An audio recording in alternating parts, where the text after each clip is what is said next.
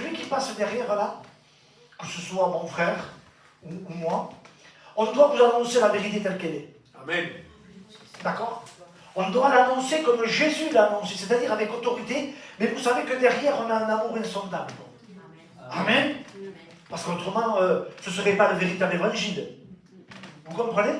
C'est vrai qu'on emploie beaucoup l'huile pour apaiser la douleur, parce que nous avons un lourd passé, ou un passé moyen, on va dire. Donc, le Seigneur a permis qu'on vous apporte cette huile pour apaiser votre douleur, mais maintenant, il faut désinfecter la plaie.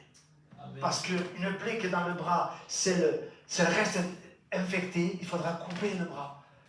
Elle ne fera plus partie du corps. Et c'est quelque chose de très important de faire partie du corps. Parce que quand tu fais partie du corps, cette main, elle sert à prendre l'autre. Vous me saisissez ce que je veux dire? Et c'est pour ça qu'il est important que nous, on est là pour vous dire la vérité avec un amour. Parce que vous savez pourquoi? Je parle pour moi, je ne parle pas du frère. Moi, j'ai vécu le fond. Moi, j'ai touché le fond. J'ai touché le fond. Et je ne croyais jamais avoir de pardon. Et quand j'ai écouté ce cantique qui dit quand je lève mes mains,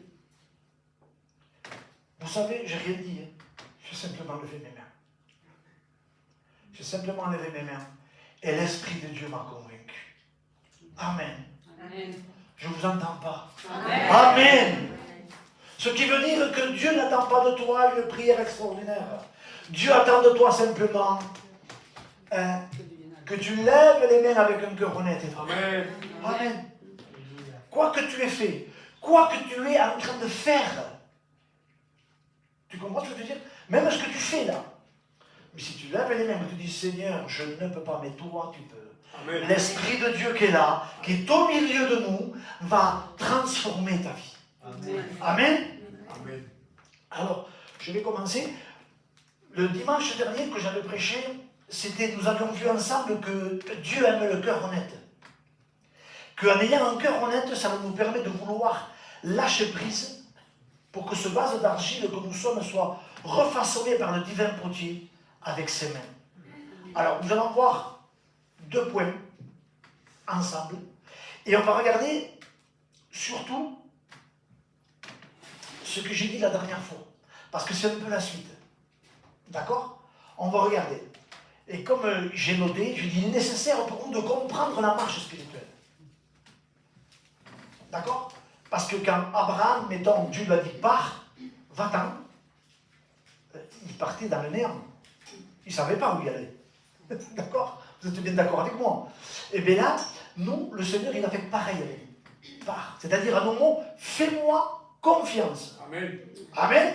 Et tout va se jouer là. Alors, pour comprendre la marche spirituelle et les points précis pour pouvoir grandir, pour ne plus vivre en étant dominé par les œuvres de la chair. Le dernier message que j'avais annoncé ici, c'était de lâcher prise. La nécessité que nous avons besoin de briser ce vase d'albâtre qui est froid et qui est sans anse, vous savez, pour le tenir.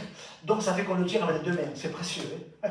On ne lâche pas cette anse parce que vous savez que il y a une valeur inestimable à l'intérieur. C'est un vase avec un parfum précieux.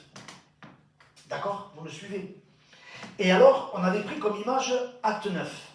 D'accord? Et je ne vais pas le lire, je vais le... Est-ce que vous le connaissez? La conversion de Saul. Tout le monde la connaît. D'accord? Mais je vais quand même la lire parce qu'il y a un point qui est très très très important. Vous allez voir.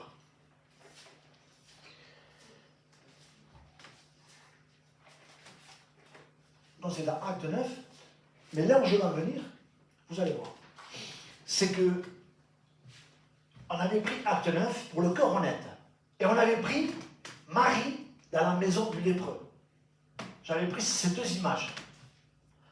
On avait dit que Paul, qui avait une soif intense de la loi,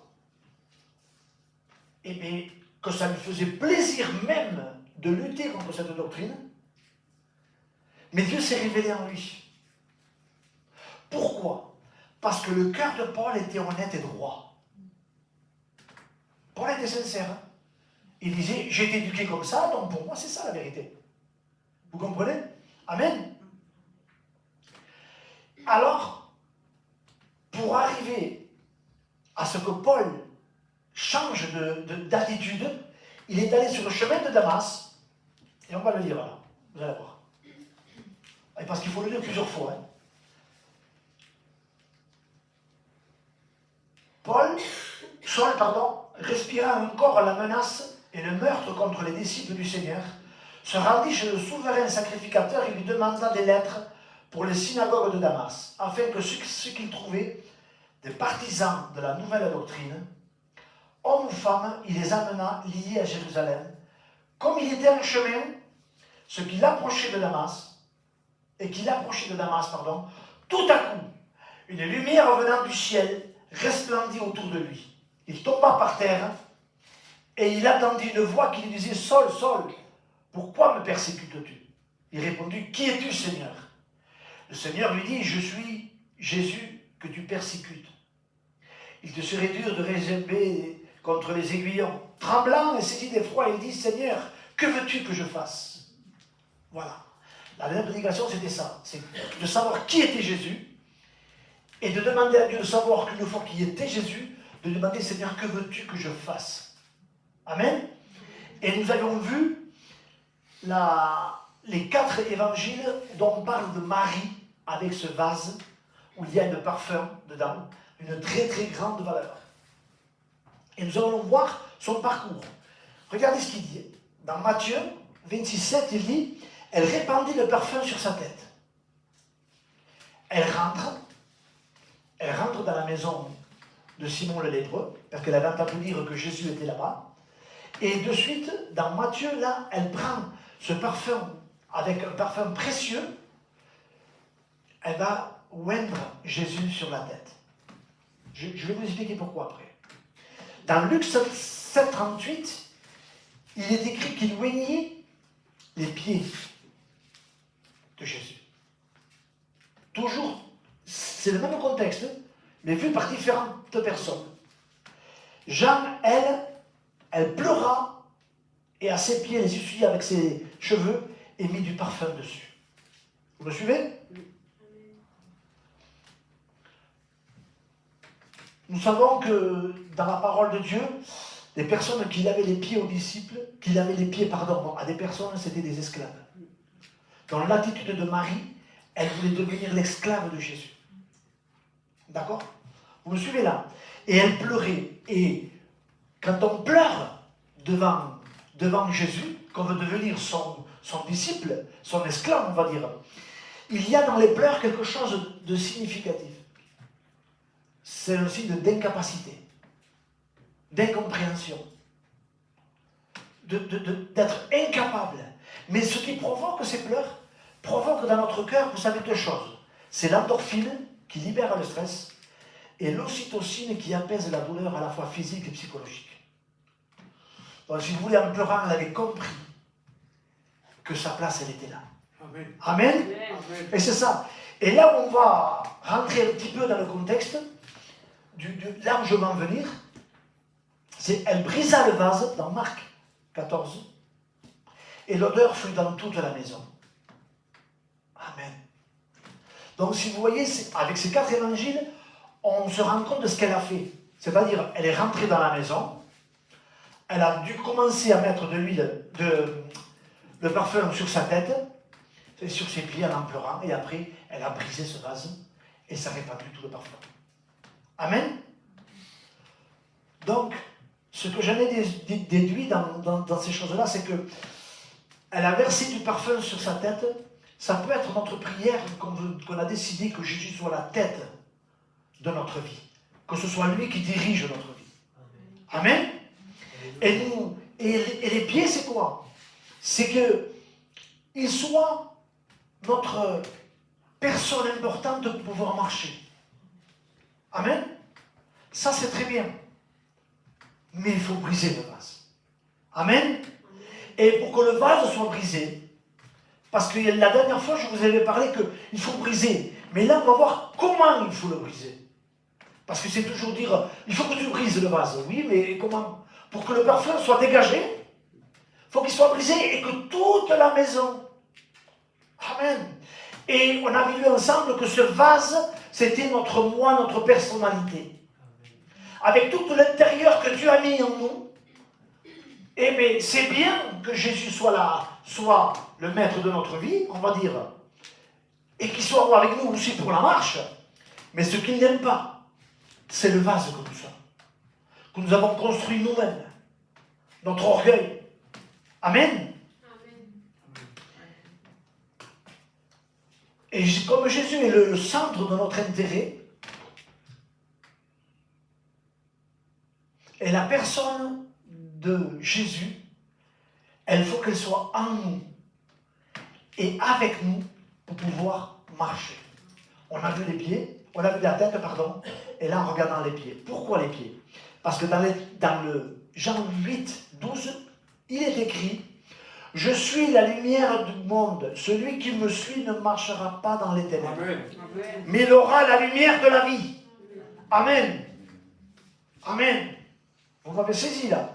Maintenant, nous allons lire les Actes des Apôtres. On va revenir, mais il y a 2 versets aux Actes des Apôtres qui va nous chambouler la vie et qui va nous dire comment il faut briser. Il faut le briser, mais comment? Amen.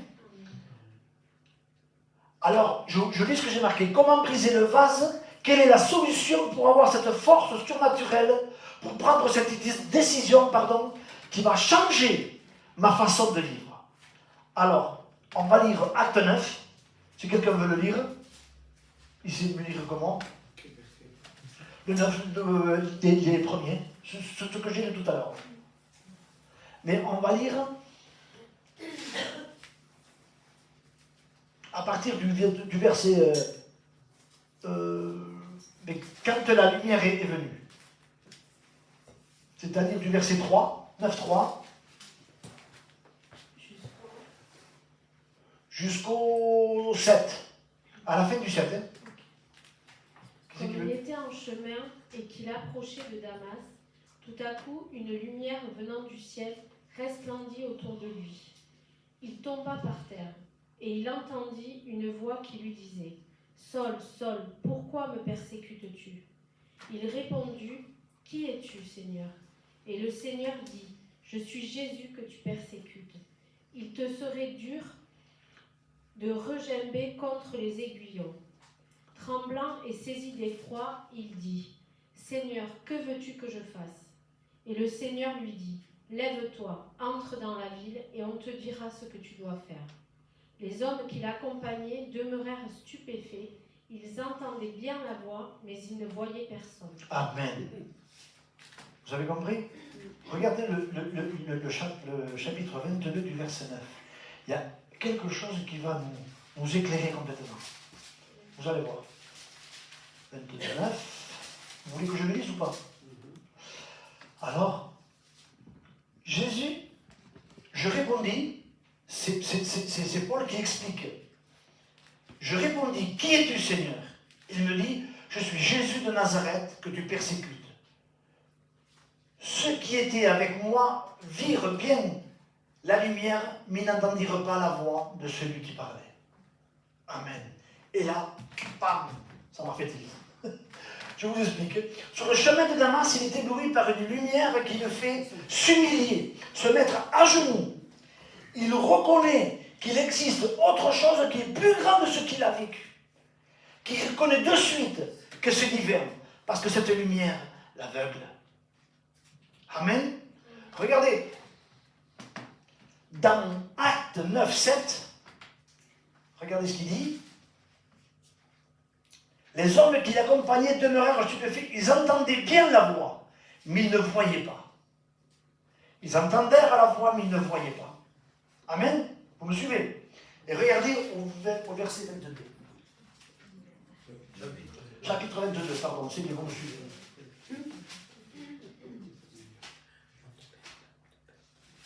Au verset 9. Ceux qui étaient avec moi virent bien la lumière, mais ils n'entendirent pas la voix de celui qui parlait. Vous avez vu la différence qu'il y a eu? Dans le chapitre 9, ils entendent la voix, mais ils ne comprennent pas. dans le chapitre 22, eux, ils voient la lumière et ils n'entendent pas la voix. D'accord? Mais lui seul voit tout. Il voit tout. Il voit là, il entend la voix, il voit la lumière, il voit Jésus. Amen. Amen. Et surtout, il répond. Il répond. Alors, maintenant, combien de fois nous avons entendu la parole de Dieu et on n'a pas répondu à son appel? Alors, il ne faut pas s'étonner si un jour, on entend un peu la voix, mais on n'arrive pas à comprendre la parole. Ou des fois, mais, tu sens qu'il y a la présence de Dieu, mais tu ne reçois rien. Ça vous est pas arrivé? Pas vous, mais c'est super. Gloire à Dieu. Gloire à Dieu, parce que la parole de Dieu dit que si tu entends sa voix et que tu ne te soumets pas à sa voix, ton cœur est endurci. Ton cœur devient de pierre. C'est ce qui est écrit. Plus ce soir tu entends ta voix, la voix de Dieu te parler, à travers un chant, à travers une prière, à travers un message, et tu restes dans ta position parce que tu ne veux pas changer, tu mets une barrière de plus entre toi et Dieu. Tu endurcis ton cœur. Tu mets encore une plaque d'argile entre les deux. Amen. Pourquoi? Mais parce qu'on ne veut pas se soumettre à sa voix. Parce que nous ne serons plus maîtres de notre vie. Et nos ambitions ne permettent pas de vivre une vie d'amour et de sanctification. C'est bien d'avoir des ambitions, de réussir dans la vie, c'est très bien. Amen. Mais la Bible, elle te dit que les oiseaux ne sèment et ne récoltent, mais ils prennent soin toujours de toi. Amen. Qui t'apporte cette lumière qui est douce, c'est cette lumière qui va te permettre de briser ce vase. Il n'y a que si tu reçois cette lumière, il n'y a que si tu acceptes cette lumière dans ta vie qui va te permettre de briser ce vase. Autrement, jamais de ta vie t'y arrivera. Jamais. Si tu comptes garder ta personnalité, eh bien jamais t'y arriveras. Ça, c'est une chose qui est imparable. Hein. Si tu veux garder ta personnalité, Dieu ne peut pas agir. Il ne peut pas agir. Amen. Et si vous voulez, dès que tu acceptes cette lumière dans ton cœur, vous voyez, je ne vais pas être long, hein. Ce qui accepte, tu l'acceptes. Tu dis, Seigneur, oui, tu fais comme Paul. Tu te mets à genoux, tu dis, oui, Seigneur, je veux. Réellement, qui es-tu et que veux-tu? Réellement, je me soumets à ta lumière. J'accepte cette lumière. J'accepte que tu vois et que je sois conscient que tu vois tout ce que je fais en cachette. Là, je veux. Et je veux être conscient. Alléluia. Parce que cette lumière, elle va éclairer ta conscience. Amen. Amen. Et regardez ce qui se passe une fois que ta conscience est éclairée. Genèse 1, 2 à 5. Regardez.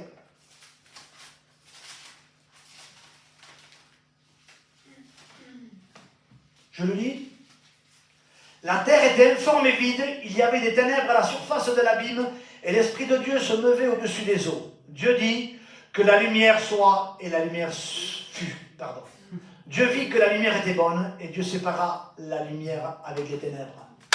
Amen. Amen. Amen. C'est que si tu acceptes la lumière, c'est lui qui va faire la séparation. Amen. Amen. C'est simple. Si tu acceptes cette lumière, c'est lui. Ton cœur était comme le mien, informe et vide, des ténèbres.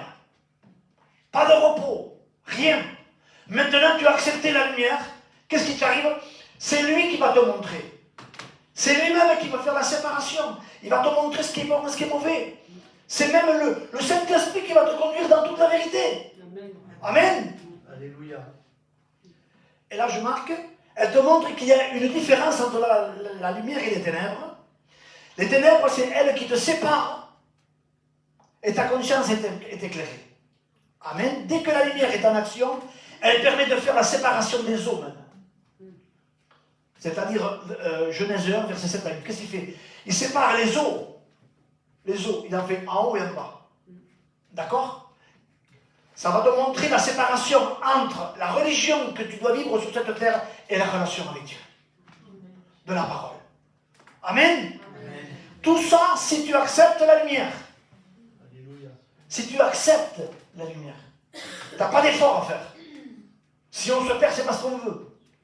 Vous m'entendez? Si on reste là quand le Seigneur va revenir, c'est parce qu'on veut. Non, jamais. C'est tout. Parce que lui, il te dit, il nous montre tout ce qu'il faut. Il nous montre que si on accepte cette lumière, comme j'avais dit la dernière fois, qui regarde le plus profond de notre cœur et qui nous fasse honte de ce qu'on fait en cachette, et de reconnaître que réellement on a besoin de sa grâce, et bien là, elle te montre qu'il y a une séparation entre le véritable évangile, alléluia, celle qui te rapproche de Dieu, amen, et celle de la religion qu'il y a sur la terre. Amen. Vous me suivez? Amen. Vous ne dormez pas? Non. Bon, pourtant je crie. Et après au verset 9 et 10, Dieu dit que les eaux qui sont au-dessous du ciel se rassemblent en un seul lieu et que le sec paraisse, et cela fut ainsi. Dieu appela le sec terre et le sec, point, terre, pas sec terre, et il appela l'amas des eaux mer. Amen. La séparation de la terre et de la mer, c'est vivre sur cette terre. Bien sûr que oui, qu'on doit vivre sur cette terre. On doit avoir les pieds sur terre. D'accord? Hein? Mais en ayant une vie de sanctification. Une vie d'obéissance. Il faut travailler, parce que la Bible dit que celui qui ne travaille pas, qui ne mange pas. Amen? D'obéir à la loi qu'il y a sur cette terre. D'éduquer nos enfants. D'être aussi le sel et la lumière pour éclairer ceux qui sont perdus. Amen? Amen. Et la mer, vous savez ce que c'est? C'est notre vie spirituelle. En ayant à bord Jésus qui soit le maître de notre vie. Amen. De garder une relation, une communion afin que notre esprit ne se mette pas à dormir. Qu'on ait une communion intense avec Jésus pour pas qu'il puisse s'endormir avec nous. Amen. Parce que souvent quand on le laisse s'endormir, vous savez ce qui se passe? On fait de nos propres efforts. Et comme on est des savants de la parole de Dieu, comme ils ont fait les disciples dans la barque, quand ils ont vu que la barque tanguait de tous les côtés, alors on sait comment il faut faire, on est des professionnels de la pêche. Et nous, ah mais non, on va faire comme ça, on va faire comme ça. On ne consulte pas, alléluia, celui qui est maître de notre vie. Amen. Et cette lumière, soyez là, non? Non? Et cette lumière, après, vous savez ce qu'elle va faire? Elle va éclairer notre sentier. Amen. Amen. Mais c'est une autre sorte de lumière. Vous comprenez? La première lumière, c'est notre conscience qui va être éclairée. Et la seconde, le deuxième point, c'est celle qui doit être alimentée par de l'huile pour marcher devant toi et pour éclairer ton sentier. Amen. Ça, c'est notre part à nous, frère. Notre part, c'est quoi? C'est d'accepter cette lumière pour être conscient, pour que nous ayons, si vous voulez, le renouvellement de l'intelligence, de comprendre que nous sommes enfants de Dieu, qu'on n'appartient plus à ce monde, mais que nous sommes enfants de Dieu et que nous avons l'ADN de Dieu. Nous avons l'ADN de Dieu en nous. Amen. Pourquoi? Parce qu'il nous l'a donné. Amen. Non pas parce qu'on l'a mérité. Amen. Alléluia. Et regardez, l'huile récupère. Et en plus, cette huile ne se récupère qu'à un endroit. C'est dans le jardin de Gethsémane. C'est tout. Tu ne peux pas la récupérer autre part. Parce que c'est là où tu ne peux que la récupérer, c'est quand tu dis pas ma volonté mais la tienne, Jésus. Jésus était capable de dire à son père, papa, j'y vais. Il aurait pu dire, c'est ma volonté, je vais. Mais non, Seigneur, pas ma volonté, la tienne. Amen. Amen. C'est ce que je veux dire, alléluia. Et c'est qu'il y a ce chemin que nous allons suivre, maintenant que nous sommes éclairés par la lumière, qu'on a acceptée, et que nous avons décidé de prendre cette lampe pour que nous puissions marcher dans le sentier. Un sentier, c'est pas grand, hein. Le chemin est étroit pour rentrer au ciel, les frères et sœurs. Hein. Et un sentier, c'est dans la forêt. Tu es à la merci de tout le monde. Hein. Surtout dans le temps, tu avais des voleurs, et tu avais des ours, tu avais tout ça, quoi. Hein. Vous me saisissez, pardon? Je lui dis. D'habitude, je l'ai dit 8 ou 9 fois, mais là, je l'ai dit qu'une fois. Regardez, un sentier, c'est un chemin dans les bois. Mais, Proverbe 3,6, vous savez ce qu'il dit? Reconnais-le dans toutes tes voies, il aplanira tes sentiers. Alléluia! Appuyons-nous sur lui. Et si, par exemple, ta lumière commence à s'éteindre, ne t'inquiète pas, Dieu va continuer à te parler. Amen. Regarde Samuel. Samuel, il entendit la voix, et c'est écrit dans Samuel 3,3, il est écrit qu'elle était en train de s'éteindre. Et l'Éternel appela Samuel. Amen. Amen. Amen. Alléluia. Et enfin, pour finir, je dirai Luc 15, 8 à 10. Cette lampe-là, garde-la précieusement. Demande à Dieu, Seigneur, pas ma volonté, mais la tienne. Il va me conduire dans toute la vérité. Parce que cette huile, vous savez bien que c'est le Saint-Esprit. C'est sûr qu'au début, on va faire comme Samuel. On ne va pas la reconnaître, la voix. Mais après, petit à petit, quand on va garder cette communion, qu'on va vouloir rester qu'à Gethsemane, ça va être compliqué, hein, de briser ce vase. Hein. Mais si on reste là, eh bien, vous savez ce qu'il va faire, que si un jour on perd quelque chose, cette lampe va nous servir à chercher cette petite chose. Comme cette femme qui avait perdu un drachme ou un drachme, je ne sais pas comment on dit, et qu'elle avait pris cette lampe, et que partout dans la maison, elle a permis de tout nettoyer sa maison pour trouver Ella. Alléluia. Amen. Vous dites pas amen à ça. C'est magnifique. Ce qui veut dire que ce soir, si tu as perdu quelque chose, cette lampe, si tu l'as encore allumée, tu es capable de la retrouver. Amen. Amen. Que Dieu soit béni. Amen. Alléluia. Alléluia. Acceptons cette lumière et prenons cette lampe. Voilà notre devoir à nous. Notre devoir, c'est de prendre cette lampe et d'aller à Gethsemane. Gethsemane, c'est compliqué. La passion, je pensais que vous la connaissez. Il y a eu réellement un combat. Et je pense que Jésus était capable de dire, j'y vais, moi je le fais, il n'y a pas de souci. Qui était capable le plus? Mais ce qu'on doit savoir, c'est que la marche de Jésus, eh bien, celui qui l'a ressuscité, c'est le Saint-Esprit que nous avons en nous. Amen. Amen. Le Saint-Esprit qui a ressuscité Jésus, nous l'avons en nous. Amen. Mais essayons, amen, de réaliser ces choses-là. Alléluia. Amen. Que si nous acceptons cette lampe et cette lumière, et que nous voulons prendre cette lampe, alléluia, en un mot, de lâcher. C'est plus moi qui vis, c'est toi. Amen. C'est Christ. Christ veut dire veut dire Saint-Esprit. C'est toi, Saint-Esprit, qui doit diriger ma vie. Amen. Ça va faire mal si on veut mourir. Mais si on est mort, ça fait plus mal. Hein. Quand on est mort, on peut te mettre 500 kilos dessus. T'as pas mal. Hein. Par contre, si tu es vivant, une pierre, on te jette une pierre, t'as mal. Vous comprenez? Alors, au nom de Jésus, je vous en supplie, acceptons cette lumière. Amen. Vous avez vu le chemin de Paul? Parce qu'il a répondu à l'appel. Comme toi, ce soir, tu dois répondre à cet appel. De dire, Seigneur, mais qui es-tu et que veux-tu réellement? Je veux réellement que ce vase soit brisé totalement. Pourquoi? Pour être ton fils, alléluia. Amen. Et nous aurons autorité sur tout. Vous vous rendez compte que les démons nous sont soumis, que la maladie nous est soumise. Amen. Tout. Mais on doit se réjouir parce que nous sommes ses enfants. Amen. Et notre nom est inscrit dans le livre de vie. Amen. Alléluia. Est-ce que ton nom est inscrit dans le livre de vie? Amen. Pose-toi la question. Amen. Pose-toi si tu acceptes de briser ce vase. Amen. Ça dépend de toi.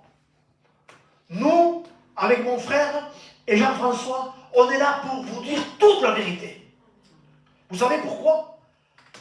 Parce que quand on va recevoir les récompenses, lui et moi et Jean-François, j'ai pas envie que le Seigneur dise oui, mais bon. Eh bien, à Fabrice, tu n'as pas dit toute la vérité. Voilà, j'ai pas envie de décevoir mon père. Qui veut, si son père est vivant, le décevoir par son comportement? Personne. Amen. Nous prions le Seigneur. Hein?